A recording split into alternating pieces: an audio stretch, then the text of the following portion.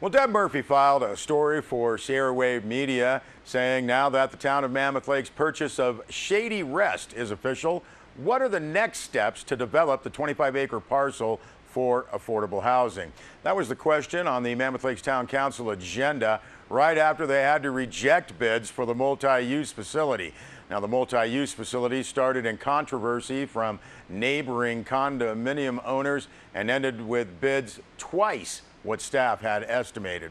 Now, Mammoth Mayor John Wentworth asked staff to come back and tell what went wrong. Then the council had to go to the next item, another more vital but equally ambitious project. Now, the end game is a development of 172 or more affordable housing units. Now, the first steps presented by Mammoth Public Works Director Grady Dutton start on the preliminary work, getting the lay of the land on paper and coming up with a name other than Shady Rest. Mammoth Lakes Town Manager Dan Holler explained there is funding set aside to identify adjacent land uses, wetlands reviews, boundaries and topographic mapping, site conditions, and the removal of hazardous trees. Mammoth Town Council agreed. Now, compilation of the information leads into a scope that can be used for an environmental review, Holler said in an email to Sierra Wave. Now, the timing for actual development is undefined. The overall goal is to move quickly and have the initial work commencing on at least the first phase within 3 years. Now, the Mammoth Lakes Town Council had a tougher time coming up with a name to avoid confusion with Shady Rest Park. Dutton's suggestion, not necessarily the final name, was Muir Village.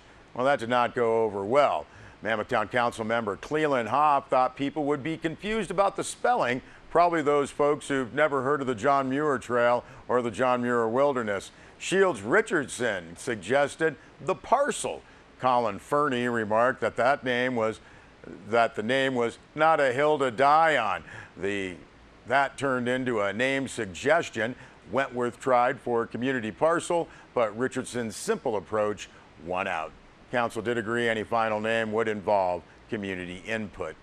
Also, Deb Murphy filed a story on Measure L. Owens Valley Unified School District Board and Superintendent Principal took their turn facing voters at the final election forum hosted by the Independent Civic Club last Wednesday. Now, during the question and answer portion of the forum, photos of scary electrical panels, leaky windows, and really ugly plumbing played out on a background screen. The district's Measure L on the June 5th ballot asked property owners for an increase of $60 per $100,000 property value to fund a $4.8 million for infrastructure, safety, and renovation costs. Now, a facility assessment came up with a $6.6 million in costs that included solar panels to reduce overhead. The board opted to scale back the project. Now, board member Nate Reed provided background saying that the elementary school was built in 1947, the high school about 20 years later. A $2.6 million bond financed some repairs in 2005, and while the buildings have been well maintained, basic infrastructure needs attention. Now, the district has $450,000 in reserves, approximately 6% of its annual budget, but is also required to maintain reserves at 5%.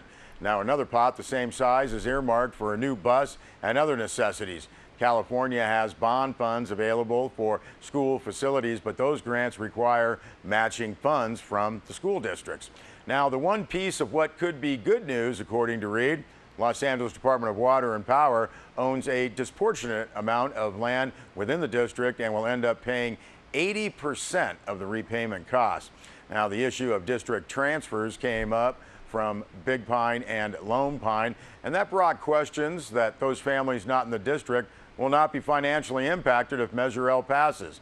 Superintendent Principal Dan Moore reminded the audience the district was in danger of closing its high school due to low enrollment several years ago. Now, the larger enrollment, up to 101 for K through 12, allowed for a more vibrant education, he said. Now, what about the district's deferred maintenance funds? Well, those funds are generated by new builds, of which there is practically none in the Owens Valley. How is the district planning for new buildings? The purpose of the bond, said Reed, is to avoid needing new buildings. Maintenance on new construction, maintenance costs will drop. The bond will not fund new construction. Now, why weren't repairs done as they arose? Well, the district staff does maintenance, but not the kinds of repairs required of electrical and plumbing systems or projects required by the ADA, Americans with Disabilities Act. The cost of luring contractors to independence for smaller projects would have been prohibitive. Bond measure will be on the June 5th ballot. The deadline for registering to vote is May 21st. Thank Deb Murphy for those stories. Well, the Mammoth Lakes Town Council cleanup, the Mammoth Lakes Town Cleanup Day is this Saturday, May 12th. The town says, hey, take pride in your neighborhood and volunteer to help clean up your town this Saturday, 8 a.m. until 2 p.m. Free orange trash bags are available for collection, 5 per person.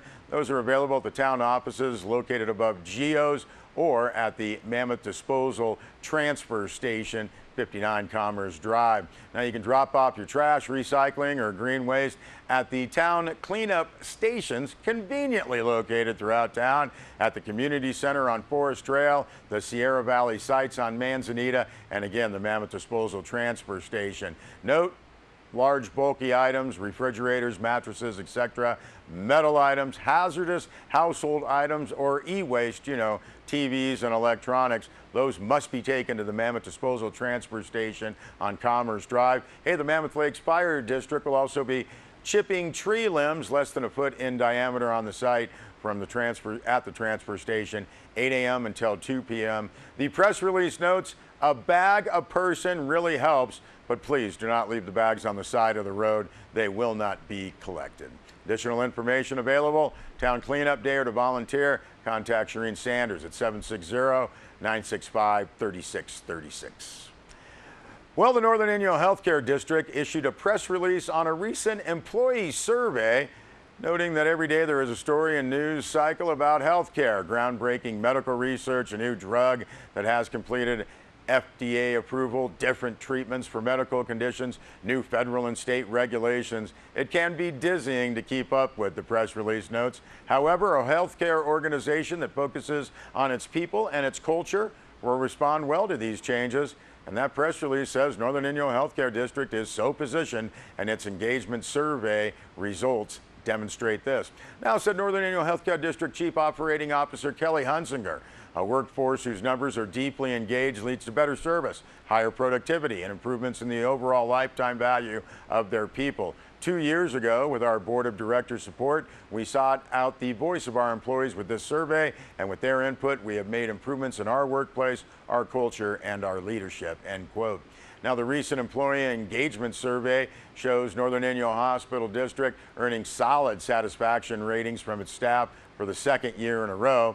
The survey seeks to determine employees' level of satisfaction and engagement in 5 key areas: supervision, pay and benefits, hiring, promotion and opportunity, upper management, as well as quality and competency. Now, the survey also asked employees about engagement in their jobs in Northern Inyo Healthcare District as an organization and their level of satisfaction with the healthcare district overall. Hey, 91% of staff responded to the survey, and the press release says the vast majority of the 403 responses placed their overall satisfaction at a mean or average score of 3.28 in the very satisfied or satisfied categories. Pride in the organization was statistically above the national benchmark, which pleased Chief Executive Officer Kevin S. Flanagan, who said, we want to be an organization that is considered to be not one of the best places to work in Bishop, but also not just in Inyo County, but in the state of California and the West. By surveying our team and working with them to make consistent professional improvements that meet our strategic goals, we hope to accomplish that in the near future, end quote. Full press release posted on our website, sierrawave.net. We'll be back with more news.